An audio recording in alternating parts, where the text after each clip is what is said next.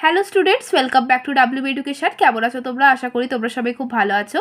আজকের এই ভিডিওতে আমরা ক্লাস 8-এর যে সায়েন্স বইয়ের চ্যাপ্টার 6 আছে জীবদেহের গঠন, সেখান থেকে প্রয়োজনীয় কোয়েশ্চেনগুলো, যে কোয়েশ্চেনগুলো পরীক্ষায় আসার চান্সেস আছে সেগুলো আলোচনা করব। তো চলো ভিডিওটা শুরু করা যাক। তো ফার্স্ট যে কোয়েশ্চেনটা আসতে পারে সেটা হচ্ছে, কোষ কাকে বলে? সজীব পর্দাবৃত প্রোটোপ্লাজমের যে ক্ষুদ্রতম অংশ অনুকূল পরিবেশে স্বনির্ভর ও আত্মপ্রজননশীল এবং জীবনে মৌলিক গঠনগত ও কার্যগত একক রূপে কাজ করে তাকে কোষ বলে। কোশ্চেন নাম্বার 2, জীবদেহ গঠনের ধাপগুলি কি কি? প্রতিটি ধাপের মধ্যে পারস্পরিক সম্পর্ক সংক্ষেপে বর্ণনা করো। উত্তরটা এভাবে লিখবো, জীবদেহের ধাপগুলি হলো কোষ, কলা, অঙ্গ, তন্ত্র ও জীবদেহ। এবার জীবদেহ গঠনের ধাপগুলির পারস্পরিক সম্পর্ক কি? ফার্স্ট হচ্ছে কোষ, যেটার ইংলিশ নাম হচ্ছে সেল। জীবদেহের গঠনগত ও কার্যগত একক হলো কোষ।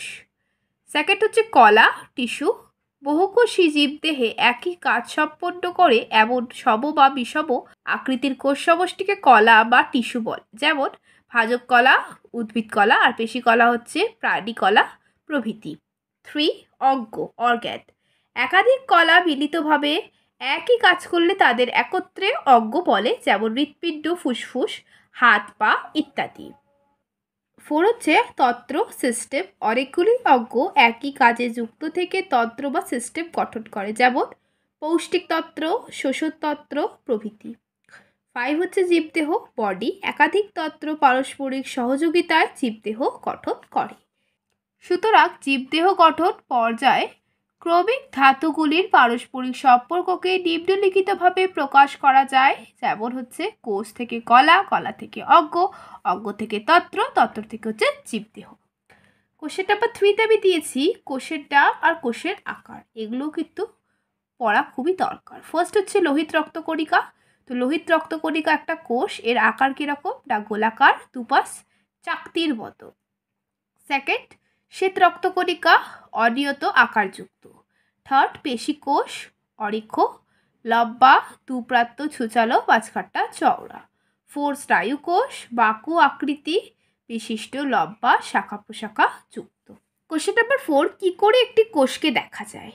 কোষকে খালি চোখে দেখা যায় না, এর জন্য লেন্সযুক্ত মাইক্রোস্কোপ যন্ত্র ব্যবহার করা হয়। কোশ্চেন নাম্বার 5, একটি এককোষী প্রাণীর নাম লেখো। পগরা মিউজিয়াম। 6, কোষ শব্দটি কে প্রবর্তন করেন? Robert Hooke. কোশ্চেন নাম্বার 7, কোষতত্ত্ব কে প্রবর্তন করেন? তাই উত্তরটা লিখবে স্লেইডেন ও সোয়ার্ড। কোশ্চেন নাম্বার 8 হচ্ছে পেশিকোষ, মানে পেশিকোষটা কি সেটা আমি লিখেছি এখানে। অবস্থানগত ও কার্যগত পার্থক্য অনুযায়ী পেশি 3 প্রকার। ফার্স্ট হচ্ছে সরেক্ষ পেশি, অস্থি বা কঙ্কালে তন্ত্রের সাথে যুক্ত অবস্থায় থাকে। সেকেন্ড হচ্ছে অরেখ পেশি, আত্মযন্ত্রের সাথে যুক্ত অবস্থায় থাকে। আর থার্ড হচ্ছে হৃৎপেশি, হৃৎপিণ্ডে অবস্থান করে। তারপর দেখো পেশিকোষের কাজ। ফার্স্ট হচ্ছে সংকোচন ও প্রসারণের মাধ্যমে পেশি প্রাণীদের স্থান পরিবর্তনে সাহায্য করে। সেকেন্ড হচ্ছে খাদ্যনালীর মধ্য দিয়ে খাদ্যবস্তুর স্থানান্তরে সাহায্য করে। থার্ড, শ্বাসনালীর মধ্যে দিয়ে শ্বাসবায়ুর পরিবহন শ্বাসকার্যে সাহায্য করে। 4, রক্তনালীর মধ্যে দিয়ে রক্তের সংবহন ঘটায়। 5, মুখের অভিব্যক্তি ঘটিয়ে ও দৈহিক ভঙ্গির পরিবর্তন ঘটায়। কোশ্চেন নাম্বার 9, এখানে আমরা পড়বো যে স্নায়ুকোষ কি। স্নায়ুকোষ প্রধানত দুটি অংশে বিভক্তি, কোষদেহ ও প্রবর্ধক। কোষদেহে গোলাকার, ত্রিভুজাকার ও তারার মতো গঠনযুক্ত হয়, এটি একক পর্দা বিশিষ্ট। কোষদেহে সাইটোপ্লাজমকে নিউট্রোপ্লাজম বলে। কোষদেহের সেন্ট্রোজোমটি নিষ্ক্রিয় অবস্থায় থাকে। কোষদেহ থেকে নির্গত ছোট প্রবর্তকগুলোকে ডেনড্রন বলে, এর শাখাকে ডেনড্রাইট বলে।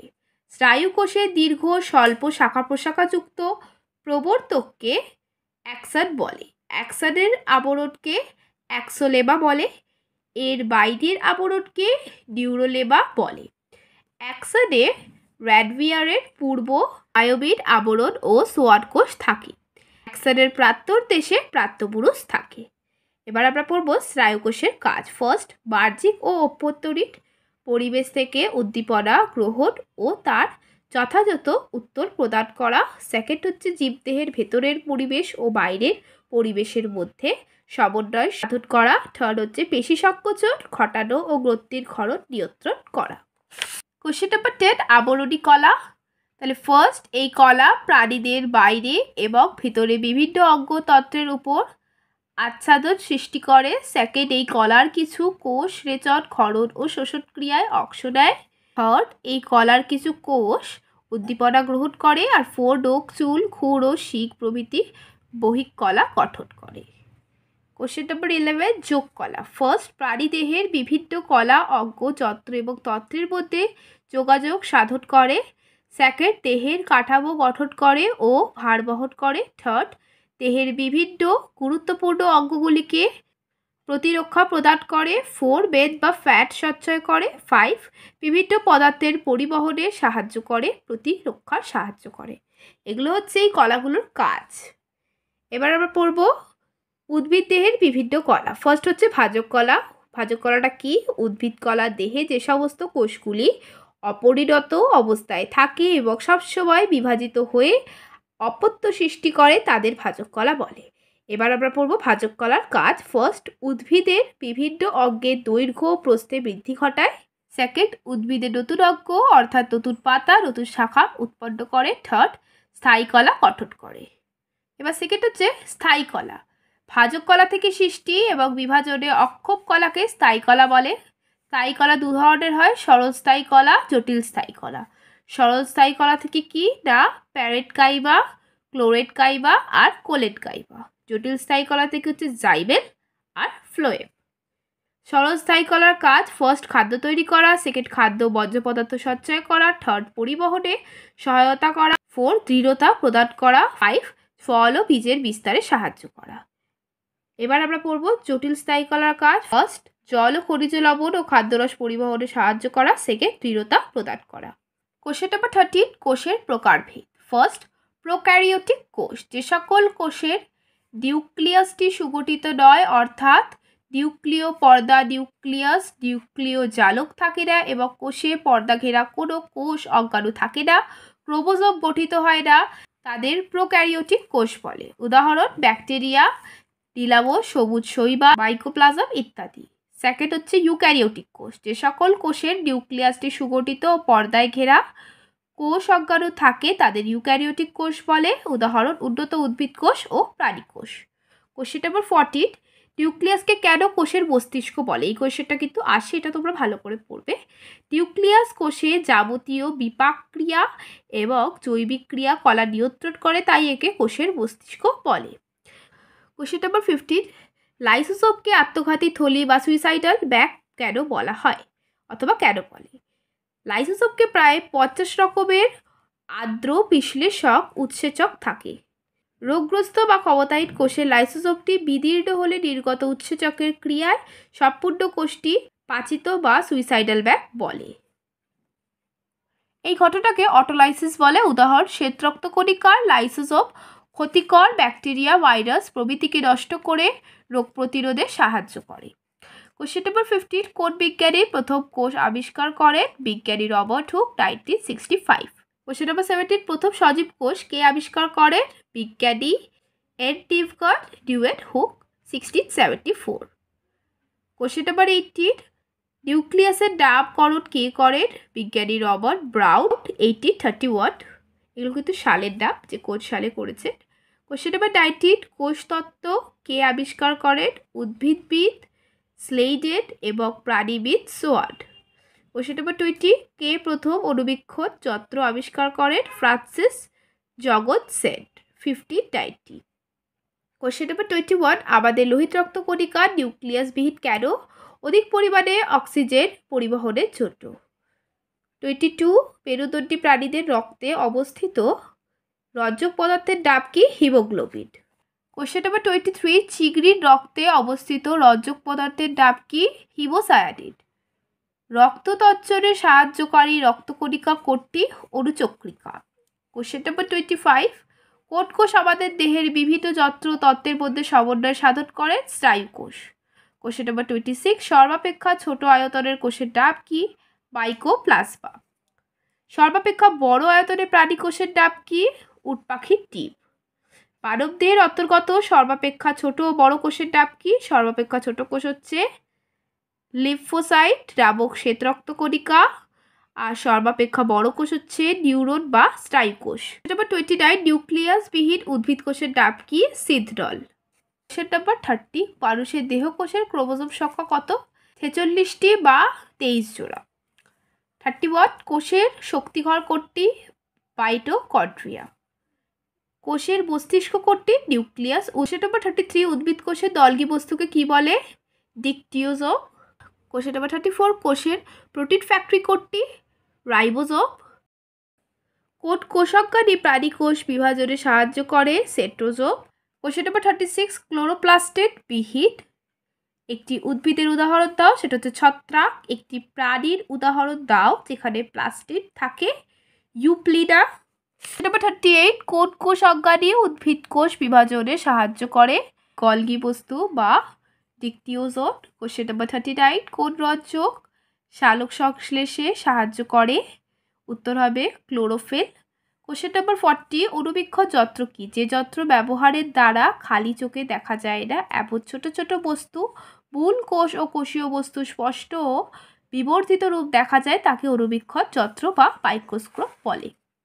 কোষের নাম্বার 41, আলোক অণুবীক্ষণ যন্ত্র ও ইলেকট্রন অণুবীক্ষণ যন্ত্রের মধ্যে 3টি পার্থক্য। তাহলে আলোক অণুবীক্ষণ যন্ত্র একদিকে আর ইলেকট্রন অণুবীক্ষণ যন্ত্র আরেকদিকে। ফার্স্ট পার্থক্যটা হচ্ছে এই অণুবীক্ষণ যন্ত্রে বস্তুকে দেখতে সূর্যালোক ইলেকট্রিকের আলো ব্যবহৃত হয়। এখানে এটা আমি অণুবীক্ষণ লিখে দিই, এটা অণুবীক্ষণ হবে। আর এখানে সেটা আছে ইলেকট্রনে। এই অণুবীক্ষণ যন্ত্রে বস্তুকে দেখতে ইলেকট্রন গুচ্ছ ব্যবহৃত হয়। সেকেন্ড, এই অণুবীক্ষণ যন্ত্রে কাচের লেন্স ব্যবহার করা হয়। এই অণুবীক্ষণ যন্ত্রে তড়িৎচুম্বক লেন্স ব্যবহার করা হয়। থার্ড, এর বিবর্ধন ক্ষমতা 10 থেকে 4000 গুণ। আর ইলেকট্রন অণুবীক্ষণ যন্ত্রের বিবর্ধন ক্ষমতা হলো 50,000 থেকে 3 লাখ গুণ। ঠিক আছে, এবার আমরা পড়বো মানুষের লোহিত রক্ত কণিকা ও শ্বেত রক্ত কণিকার পার্থক্য।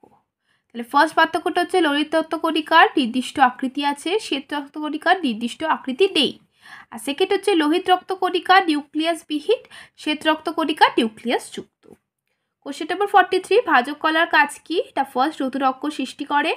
সেকেন্ড, মূল কাণ্ড পাতার বৃদ্ধি ঘটায়। থার্ড, স্থায়ী কলার সৃষ্টি করে। কোশ্চেন নাম্বার 44, সরল স্থায়ী কলার কাজ কি? তো ফার্স্ট, প্যারেট গাইবা কলা উদ্ভিদের খাদ্য সংশ্লেষে খাদ্য সঞ্চয় ও প্লবতা প্রদানে সাহায্য করে। সেকেন্ড, কোলেট গাইবা কলা উদ্ভিদের খাদ্য সংশ্লেষে ও দৃঢ়তা প্রদানে সাহায্য করে। থার্ড, স্ক্লেরেট গাইবা কলা উদ্ভিদ অঙ্গের ভার বহন করে ও দৃঢ়তা প্রদান করে। কোশ্চেন নাম্বার 45, প্রোক্যারিওটিক কোষ কাকে বলে? যে সকল কোষের নিউক্লিয়াসটি সুগঠিত নয়, নিউক্লিয় পর্দা, নিউক্লিয়াস ও নিউক্লিয় জালক, এটা তোমরা ব্র্যাকেটের মধ্যে লিখবে, এবং পর্দা ঘেরা কোনো কোষ অঙ্গাণু থাকে না তাদের প্রোক্যারিওটিক কোষ বা আদিকোষ বলে। কোশ্চেন নাম্বার 46, ইউক্যারিওটিক কোষ কাকে বলে? যে সকল কোষের নিউক্লিয়াসটি সুগঠিত অর্থাৎ নিউক্লিয়াসের সকল অংশ উপস্থিত এবং সাইটোপ্লাজমের পর্দা ঘেরা কোষ অঙ্গাণু থাকে তাদের ইউক্যারিওটিক কোষ বা আদর্শ কোষ বলে। কোশ্চেন নাম্বার 47, রঞ্জক পদার্থ কাকে বলে? কোষের গঠনকে ভালোভাবে বুঝতে গেলে নানা রঙের রাসায়নিক পদার্থ ব্যবহার করা হয়, একে রঞ্জক পদার্থ অথবা স্টেট বলে। তো স্টুডেন্টস, আমি তোমাদের জন্য এই 47টা কোয়েশ্চেনই ইম্পর্টেন্ট রেডি করেছি। তোমরা কিন্তু প্রত্যেকটা উত্তর উদাহরণের সাথে ভালো করে পড়বে, আর আমার মনে হয় না এর বাইরেও কোনো কোয়েশ্চেন আসতে পারে। এই প্রত্যেকটা প্রশ্ন আর উত্তর যদি তোমরা ভালো করে মুখস্থ করে নাও আস্তে আস্তে, তাহলে এই চ্যাপ্টারটা তোমাদের আর পড়তে হবে না। এছাড়াও বইতে যে চ্যাপ্টারটা আছে সেটা তোমরা একবার রিডিং দেবে আর এই কোয়েশ্চেনগুলো ভালো করে পড়বে। এর বাইরে তোমাদের পরীক্ষায় কিছুই আসবে না। আর এছাড়া ইউক্যারিওটিক কোষ অথবা প্রোক্যারিওটিক কোষ এগুলো যে ড্রয়িং আছে সেগুলো ভালো করে প্র্যাকটিস করবে। আমি তাও তোমাদের একটু নিজেদের খাতা থেকে দেখিয়ে দিচ্ছি। এছাড়া তোমরা ইউটিউবে অথবা গুগলে সার্চ করলেও পেয়ে যাবে। এটা আমি এখানে একটা ইউক্যারিওটিক কোষ এঁকেছি, প্লাস ভালো করে কিন্তু লেবেলিংও করতে হবে স্টুডেন্টস।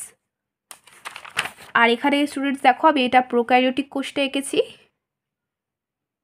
আশা করি তোমরা বুঝতে পারছো, ঠিক আছে।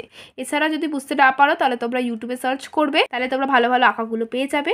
আর আরেকটা যে ড্রয়িং যেটা আসতে পারে সেটা হচ্ছে নিউরনের ড্রয়িংটা। আমি এটাও এখানে করেছি, দেখো তো তোমরা স্টুডেন্টস অন্তত এই 3টে ড্রয়িং কিন্তু ভালো করেই প্র্যাকটিস করবে, কারণ এই ড্রয়িংগুলো কিন্তু পরীক্ষায় আসতে পারে। তো এই ছিল স্টুডেন্টস আজকের ভিডিও। আশা করি তোমাদের বুঝতে কোনো অসুবিধা হয়নি। তাও যদি আরও কোনো প্রশ্ন লাগে বা আরও কিছুতে অসুবিধা হয় তোমরা কিন্তু আবার কমেন্টে জানাতে ভুলবে না। ভিডিওটা ভালো লাগলে লাইক করবে, চ্যানেলটিকে সাবস্ক্রাইব করার সাথে সাথে যতটা পারবে ভিডিওটা নিজেদের বন্ধুবান্ধবদের সাথে শেয়ার করবে। ধন্যবাদ স্টুডেন্টস চ্যানেলে ভিজিট করার জন্য।